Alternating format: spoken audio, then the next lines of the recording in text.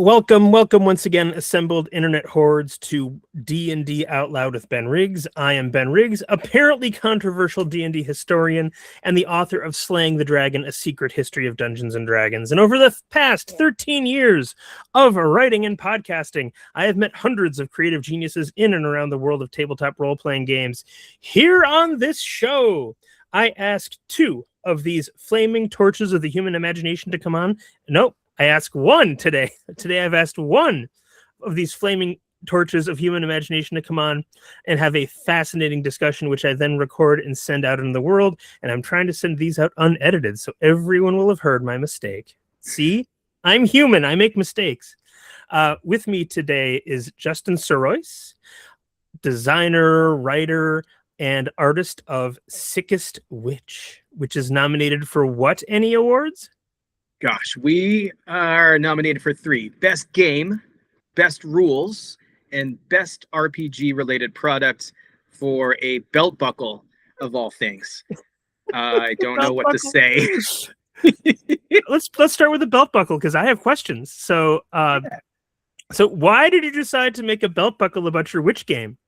So imagine in Sickest Witch, you are obviously in a coven of witches. You don't have to be a witch. There's other classes too. But a key sort of fun component in the game is your kit, aka belts, utility belt buckle thing that you wear. And also imagine that it's very Batman-esque in a way. I thought it would be wicked fun to not only have witchcraft and folk horror, but this sort of elaborate contraption around your waist as you not only harvest organs to cast magic, but also collect pretty sophisticated, strange weapons that you attach to your belt as well. And then in the core book, there is a table of D100 belt buckles that you can roll on to choose and attach to your belt as a symbol of who you are. If you're creative, I also encourage people to draw their own. But I feel like I almost wrote that in just to give myself an excuse to make a belt buckle. So yeah, you can buy a metal belt buckle version of what I just described. Wow. Where to even begin with that? Well, that sounds totally awesome, and I don't know, for lack of a better word, there's something very stadium rock about it. Yeah. People are always like, well, this is punk rock, and I'm like, designing your game, I don't want to say around a belt buckle, but designing your game to include a belt buckle that you then have to make, it feels very stadium rock, or maybe yacht rock. Ooh, I like that. I will not disagree with you. I think that, I just approach things from fun first, and that was a really fun idea, and people seem to like it enough to keep in the game. But I also just love to make stuff. I love manufacturing and figuring out physical puzzles. How am I going to make a spinner rack? How am I going to make a giant gelatinous cube, or an action figure, which was a whole nother story. You made an action figure? Yeah, I partnered with Johan and Pele of Morkborg, and it's been a year and a half in production, but we are so darn close to having that done. Wow. I can pull it out later if y'all want to see it. The prototype. But, gosh. Yet another challenge in my life. Where to begin? Do you want to talk about Sickest Witch first? I guess we should. Let's talk about let's just assume that this is going to go to people that know nothing about Sickest Witch and tell us what the heck Sickest Witch is. Okay. It is a rules light-ish, mostly rules light, folk horror, low fantasy setting, no dragons or fairies or orcs or anything like that. It's very people forward, which my writing style, even from when I was writing novels and poetry and blah blah blah blah, I care primarily about the emotional piece, and I feel there's enough in my little world where I could write for years and years just within this folk horror setting. So yeah, your peasants, you figured out a way to use this very vile and dangerous magic that it's kind of taboo in the land. And in your community, in the beginning of the core book, you find out that there was a rift.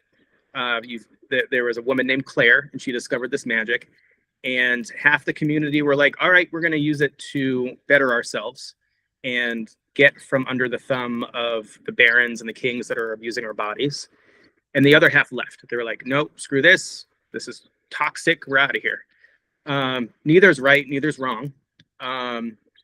But you, essentially, as a witch in your coven, have to hunt down bad people, carve them into pieces, and imbue those pieces with stained salt to cast magic. And essentially it turns every person into a commodity, right? Like eyeballs, livers, hearts, hands, they all become currency in the game. And that alone makes for many, many moral and ethical conundrums for players. I didn't make a murder hobo game. Like that's not interesting to me at all. So explicitly in the book, it says witches always punch up, meaning that if you harvest an organ from a good person, it can literally blow your hand off. Like there's all these tables you have to roll if you become a bad witch. I don't really say that in the game, but if you use your power against good people, then it's just not going to go right for you. So that's the core mechanic in the game. There's a few other things that I think the ENnie judges were like, oh, that's clever for the best rules. But the core mechanic is if you kill bad people, you get cool stuff. Correct. Yeah. And I love 2026. And there's also like organ donation is a big thing in the game where like if you pass away as a witch, you really want your body to be used for good within your community. So you have it written down that, oh, I want my heart to go to X to do this. I want my eye to go to this person to do that. So I'm currently writing like a prequel where you play as your ancestor and you inherit one of their pieces as your current character in Sickest Witch, if that makes any sense.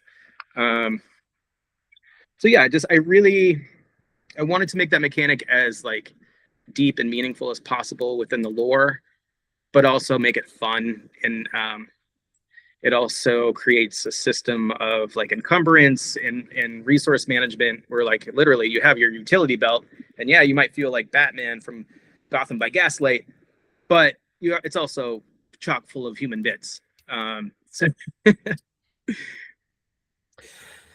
So I want to say that there's at least one adventure written by you. Are there any other adventures right now? Yes. So in the core book, there's Salt of the Earth. That's like the introduction adventure. And then there's two others. Blood Property is the second in the narrative. And then Hayride, it's a one-shot, maybe like a 2 or 3 session one that you can do pretty much at any time. And then the current Kickstarter that's live right now is Sickest Wretch, which is 6 more non-witch classes for the system, and then another one-shot called the Purity Tower. And then there's some third-party stuff coming out. I believe Ham and Eggs Productions, I think their book is going to be out next month.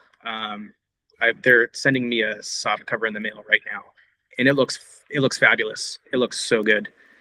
It's all like woodblock print art, which like is really stylistically on point for the property. And I'm sorry, when did you say that was coming out? The third party one? It should be out next month. I know the soft covers are done. I'm not sure when the hard covers are going to be done. I think they're going to ship out to backers in like 4 to 6 weeks, probably. It looks great. Wow. I am angry at my social media algorithm for not directing me to this Sickest Witch Kickstarter, because I'm I'm doing my best to buy less games and support less games because things are getting pretty insane here. But I think I probably have to do this. Thanks. So I'll definitely put a link in the show notes here. Man, so you you were a novelist, you're an illustrator, you have poetry credits.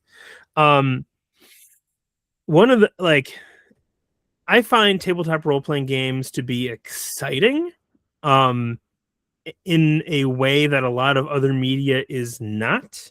And again, as someone who talks to an awful lot of designers, I am just really impressed by the cut of the jib of tabletop role-playing game writers and artists and designers. Like they seem like smart, engaging, interesting people that I want to talk to. You said I could ask broad questions, so here's one for you. Why do you think that this medium is so fertile? I think there's a few reasons. So I've talked about it a little bit with other people, but like in the 90s and early aughts, graphic novels and comics went through this renaissance, like Adrian Tomane, and I mean, maybe it even like, I don't want to say it started with like Spiegelman, Art Spiegelman. But we saw a shift, right? Like we saw creators in that field, in that genre, begin to get real awards, real acknowledgement. I honestly feel like tabletop RPGs are going through a similar thing right now. Maybe it started 10 years ago, but it's evolving. And I think that like, maybe it's a combination of stuff. Like we all have access to wildly beautiful production processes. Like you can make, like my book has like spot foil on the cover and all these bells and whistles. So there's that piece, and that wasn't the case maybe 10 or 15 years ago. The components like injection molding and plastic and 3D printing has gotten cheaper. So there's that production part of it. But then there's also, I think like crowdfunding has changed capitalism a little bit, where like there's no other place other than crowdfunding where you can be rewarded for experimentation and taking a chance. So like I feel like some of the games that I've bought in the past 10 years that I absolutely adore and have changed my life are by indie creators that crowdfunded, and they couldn't have gone to a bank and gotten a bank loan. Like that's not something that even I do. So I think that's a piece of it. Like people are like genuinely encouraged to experiment and they're rewarded for it. And maybe that just perpetuates the excitement. Like things are just like super fun and accessible. And maybe the third piece, like I hate to say Stranger Things, but I think Stranger Things helped like break the taboo of role playing a little bit, where it's almost punk now to be into D&D. I'll say D&D as like a big like clean Big X, tent. you know? Yeah. Yeah. So like my son's 10. I have a 10-year-old and a 5-year-old, and my 10-year-old, you know, naturally, like I didn't push gaming on him at all, but last year at school during lunch, they all started playing, you know, 5e, and they fell in love with it. And then and it's like they were the cool kids. Like everyone else was like looking over their shoulder, asking questions and stuff. And when I was growing up, that was not the case. That was quite the opposite. So I mean, yeah, Stranger Things a little bit like normalizing it, making it more accessible. But yeah, man, like that is such a complicated question. I think there's just a lot of little things stewing. Social media too, like when Google Plus was a thing back in the day, like getting on there and talking with other crazy creators on Google Plus and figuring out like what I was into and what I could actually create for myself. It's just an exciting time to be an independent creator for, I think, all the reasons I just detailed. Well, and a thing, again, this isn't an answer, but it's part of the question. Have you ever been down Writer's Alley at Gen Con? No, the only time I've been to Gen Con, I had to work. I had a great time, but I was glued to my booth. I was with Brian Colin of Fast Grim. It was me and Tiger Wizard from Epic Levels. So I split a booth with him, but we were just like, we didn't get to enjoy ourselves. We did after hours, but I didn't get to do what you just said. I hear you. So again, Writer's Alley is where the self-published authors put their shingles. Yeah. And again, maybe it's just that I go to Gen Con for games, but like I like novels. I like fantasy novels. But it's a hard sell to get me to buy a fantasy novel from any of those authors. And go ahead, what you're gonna say. Oh, I'm totally agreeing with you. Yeah. But again, walking down another alley at Gen Con, I'm all about, oh, you have a weird indie tabletop role-playing game where mushrooms go on missions? Please, tell me more. It's an axolotl with a machine gun? Okay, fine, tell me more. Yeah. And again, I have a hard time understanding why the tabletop role-playing game seems more promising, engaging, exciting, and medium than a novel. But I think it's clear that it is. But again, you don't need to say anything to that. I'm just conversating at this point. I think you're right. And like thinking of the success of Morkborg, like you pick up that, you don't even have to pick up the book. You look at the cover and you're like, what in the world is that? Like, that is like a sketchy, half drawn, cool looking villain. Like, who puts that on the cover of their book, And then you pick it up and you're like, what in the world? Like, what portal is this? So I think the artwork, of course, like novels have a cover art, but I think there's so much more to chew on in 5 seconds with a game compared to a novel.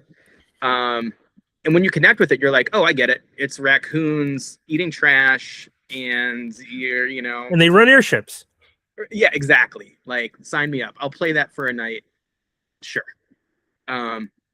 It's also like sort of a gamble on a novel. Like, are you going to spend like $17, $24 on a book that you know next to nothing about? It's just a harder sell. And I'm speaking from lots of experience. I went to AWP for years and was in that indie lit scene for a long time. I love it. I miss it. But it's a hard game. It's a really hard game. That could be a whole nother podcast, honestly. It's funny, I actually went to AWP because it was in Baltimore a few months ago. What's AWP? Oh, Associated Writers and Publishers, something. It's just a big annual writers convention. And like you'll have like Roxane Gay and like all these like big heavy hitters there doing seminars and panels and stuff. But it's very heavy on the indie lit. And that's really I want to talk more about what you're talking about, but I don't know if I want to talk about it now. I mean, we're recording now. Now is not a bad time. Yeah, I just feel spit hot fire. Yeah, like just games. I think you can, like, within 10 seconds you can figure out, oh, that's for me or not. But with a novel, it takes much longer. It does. Are you going to invest in that writer? Do you think they're good enough? I just met them. The cover art's pretty cool. Their pitch is pretty cool. Am I really going to read this thing? Also, when you have a group of players, you're all sort of encouraging each other. It's not like you have a group of players reading a novel to each other and like egging each other on. I guess in a book club you do. Man, yeah. I think there's a lot to chew on there. I agree. I think that that difference is in many ways demonstrative of the power of the tabletop role-playing game. Mm-hmm. And how, like, I think that the medium has a bright future and has not necessarily peaked yet. Although I wrote an article saying something different a few years ago. Someone is shouting at the TV, at the speaker right now. But yeah, like, I think it has all sorts of advantages over the novel. Even though I also love novels. I just finished Project Hail Mary. I thought it was really good. That's funny. My brother-in-law on vacation was reading that too, talking about it. It's good. I mean, yeah. I do wish, a friend pointed out that the main character is real thin. And a thing I always say is there's only ever so much space in a novel. And if you're going to fill it up with hard sci-fi, it makes sense to me that the main character might be a little thin. but the criticism Sure. is probably still valid in this case. I mean, that was a real, like, he might as well have written it in the second person and been like, you. That main character was so thin. Maybe there's power there though, like because you're projecting yourself on the main character. Could be, but like, I would have liked just a little more. Yeah, I get it. Other than that, I thought it was really, really good. The ending was especially strong. Cool. But now I've rambled off. So you have third-party publishers for Sickest Witch. Do you have some sort of a OGL or something like it? Yeah, if you go to the Sickest Witch website, sickestwitch.com, it is a pretty easy to read, single page legal thing, not even legal. It just says you can create a zine or a book. Don't be hateful. Don't put anything monstrous in there. Very similar to Shadow Dark's license. But yeah, I'm excited. Like, very honored that the third party thing that's coming out soon is called Under the Shadow of the Noonday Witch. And it's just, I feel super honored that they were the first people that reached out and did it very quickly. And it's such a high quality product. I think it's going to set a benchmark for like other third party creators. But yeah, I don't know. I keep thinking, especially with these nominations, I just feel happy to be here. Like, I just keep kind of like waking up, like, shoot, like, this is what I'm doing as a living. Can I sustain it? Actually, on vacation, my other brother-in-law asked me, he's like, so how do you grow? Like, do you want to grow your business? And I was like, I just want to sustain it, man. Like, I just don't want to like screw it up or fizzle out. I'm 47 now. Feel like it took me like 30 years to figure this out. So if I can sustain this until I'm like 85, I'll be happy. It is fun having talked to God, I'm going to call it the Stations guys. Yes. Having had a conversation with you and the Stations guys, it is fascinating to me that, indie novelists and indie poets are finding a home in the tabletop role-playing game scene, and how you're able to bring all the talent and abilities that you honed there to the field here. Yeah. But again, that's not a question. That's just knob polishing. So let me close with this question, because I've been closing with it lately and it seems very useful. Please name one role-playing game or one role-playing game product that you love that you think other people don't necessarily know about. I have been pointing people towards Weird Heroes of Public Access by Joey Royale. Do you know about this? Tell me all about it. It sounds amazing. Oh my God. So he ran it for us at Granite State Comic-Con. I was a guest there last summer. And it's like, the movie UHF, like Weird Al? Oh yeah. I'm 47 too. Oh, amen. That movie. Holy shit. It's UHF meets Scooby-Doo meets Pee-wee's Big Adventure. Man. Just imagine you have to craft your character around a half an hour long public access TV show. And everything that you do is in that persona. And it doesn't hurt that Joey ran it for us, because like, he is just a pleasure and a brilliant, brilliant person. But we just had the best time, and it's very simple rules, very vibe forward. My character was a plant reseller. So my entire show was about acquiring houseplants that needed a new home. Just ridiculous and fun, and everything that, like, at the end of the day, especially after like working a show, it's like, man, I don't want to play a game. I just want to drink a beer and like chat with people. I don't want to be tied to a chair. But I played this and I did not regret it. Like, I was like, all right, this is special. So Weird Heroes of Public Access. All right, I'll put a link to Weird Heroes of Public Access in this as well. So I think voting is over, so I sadly cannot direct people to go and to vote for Sickest Witch, but I will provide a link to your current Kickstarter, a link to where's the best place to buy Sickest Witch? Go to severedbooks.com. Severedbooks.com. Write that down. And then if you buy direct from me, and in your order, you can make a note. If you want me to sign and or sketch in the book, I will do that for you. Ooh.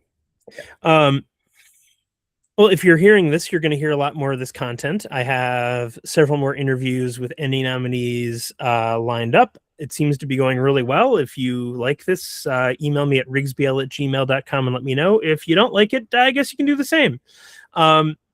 I will also say the standard, do not comment upon this video. It is forbidden. I have set up the YouTube channel so that only good-looking people with elegant personalities and high IQs can see the subscribe button, and most of you aren't going to make the cut. So just don't bother looking below this video. You're going to be depressed when you do not see the subscribe button, and don't tell anyone else about this video ever. It is a secret teaching and therefore not to be shared with commoners. Would you like to add anything at the end here, Justin? I love you guys, and just keep making stuff. If you're a creator out there, don't stop doing it. Don't let anyone tell you that you can't do it, because they don't know what they're talking about. Just do it. Well, Justin, thanks so much for taking a half hour and being on the show.